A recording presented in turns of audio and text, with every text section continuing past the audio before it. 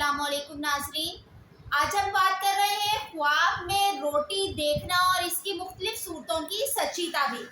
अगर किसी ने ख्वाब में रोटी खाते हुए देखा है तो दौलत और नेमत पाए, ऐशो इशरत में मसरूफ होने की ताबीर है। अगर किसी ने रोटियां पकाते हुए या खरीदते हुए देखा है, खैर बरकत और तरक्की रिस्क और मालो दौलत में इजाफा होने की ताबीर है।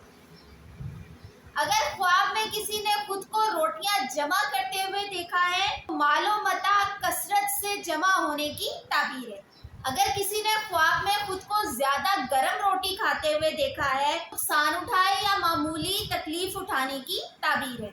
अगर किसी ने खुद को रोटियां बांटते हुए देखा है तो दौलत खर्च करे, रोटी खैरात करे और सखी होने की ताबीर है।